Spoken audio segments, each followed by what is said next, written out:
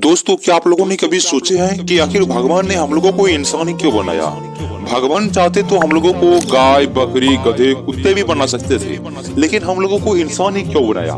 यह प्रश्न वाकई सोचने वाले हैं, और इसका जवाब यदि आप समझ जाएंगे, आप जान जाएंगे, तो आप दुनिया में अपनी असली ताकत पहचान लेंगे। आखिर हमारी असली ताकत और हमारी असली औकात क्या है? आखिर भगवान ने किस लिए हम लोगों को इंसान बनाया है? तो दोस्तों, वीडियो को स्टार्ट करते हैं। तो दोस्तों, वीडियो को स्टार्ट करने से पहले मेरी एक छोटी सी रिक्वेस्ट है, कृपया कर इस वीडियो को लाइक कर चैनल को सब्सक्राइब कर लीजिएगा। इससे मिलने वाले मेरे हर वीडियो का नोटिफिकेशन आपको सबसे पहले मिल जाएगा। तो दोस्तों, स्टार्ट करते हैं इस कहानी को। तो दोस्तों, एक लड़का जो कि अपने मन में इस प्रकार के विचारों को सोचते रहता था कि आखिर भगवान ने चाहता तो हमको कुत्ते भी बना सकते थे, आखिर बकरी भी बना सकते थे, लेकिन हम लोगों को इंसान ही क्यों बनाया? एक बार इन्होंने अपने दोस्तों से जाकर के पूछा कि आखिर मुझे भगवान ने इंसान ही क्यों बनाया? तो उन्होंने कहा कि इंसान हम लोगों को भगवान ने इसीलिए बनाया है क्योंकि हम लोग इस दुनिया में ऐश मौज करें, मजा करें, सिर्फ मजा करने के लिए ही हम लोगों को बनाया है। लेकिन उस लड़के को विश्वास नहीं हुआ। एक दिन उसके गाँव में एक महात्मा जी आए और उस लड़के ने सोचा कि चलो क्यों ना इस सवाल को मैंने अपने महात्मा जी से जाकर के पूछता हूँ कि आखिर हम लोगों को भगवान ने इंसान ही क्यों बनाया। तो वो लड़का वहां से चलता है और साधु महात्मा के पास जाकर बोलता है, प्रणाम। साधु महात्मा जी भी बोलते, खुश रहो बालक। कहते, तुम्हारी क्या समस्या है? तो बालक बताते हैं कि मेरे मन में एक प्रकार का सवाल हमेशा घूरते रहता है कि आखिर भगवान ने हम लोगों को इंसान ही क्यों बनाया? आखिर किस लिए भगवान ने हम लोगों को इंसान बनाए हैं? हम भगवान चाहते तो हम लोगों को कुत्ते भी बना सकते थे, बकरी भी बना सकते थे, बिल्ली भी बना सकते थे, लेकिन इंसान ही क्यों बनाया? तो भगवान महात्मा जी इस बालक के सवाल को सुनकर के बहुत प्रसन्न हुए और उन्होंने इसका जवाब भी बहुत ही सटीक तरीके से दिया।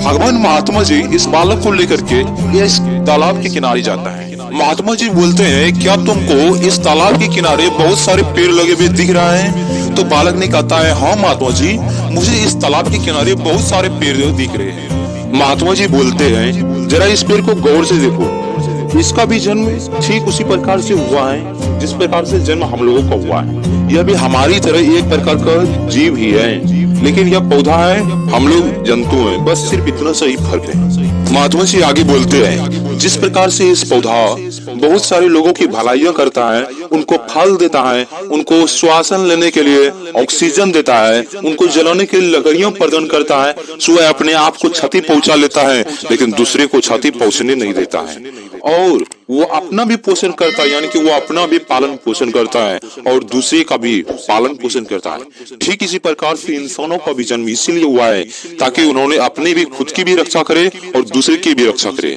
कहने का मतलब इतना है कि आप अपना भी भलाई कीजिए और दूसरे का भी मदद करने की कोशिश कीजिए। जिस प्रकार से एक पेड़ अपना डालियां काट करके दूसरों की मदद कर देता है, ठीक उसी प्रकार से हम लोग भी अपना हाथ काट करके मदद करें, ऐसी बात नहीं है, लेकिन जितना तक हो सके दूसरों की भला करने के बारे में सोचे।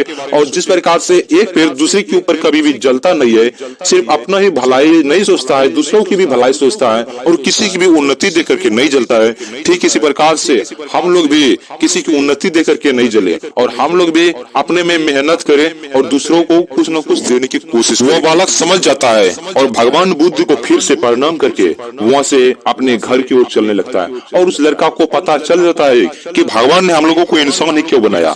यदि चाहते तो बकरियां भी बना सकते थे, लेकिन बकरियां इसीलिए नहीं बनाया, इंसान इसीलिए बनाया है ताकि हम लोग ज्यादा से ज्यादा मेहनत करें और जिंदगी के उस शिखर को प्राप्त करें जिससे आप प्राप्त करना चाहते हैं, और प्राप्त कर दुनिया में गरीबों की, जरूरतमंदों की मदद कीजिए जो कि दुनिया में अपनी उम्मीदें हार चुकी है, जिसका कि कोई सहारा नहीं है, आप उनका भलाई कीजिए और दुनिया में किसी को भी देकर के जलिए मत और अपनी भी उन्नति को देखिए, अपना उन्नति को देखिए कि आखिर मैं कहूँ, और दूसरे की उन्नति देख करके कभी भी जलना नहीं चाहिए और जलिएगा भी। कहावत तो आप बहुत सुने ही होंगे कि मानव जीवन 84 लाख योनियों में जन्म लेने के बाद मिला हुआ है, यानी कि मानव जीवन कोई साधारण जीवन नहीं है, यह बहुत ही बड़े और भाग्य से मिला हुआ ये जीवन है। इसलिए इस जीवन को ऐसे ही यूं न गवाइए और अपने अपने मंजिल को तलाशिए। आज के लिए बस इतना ही।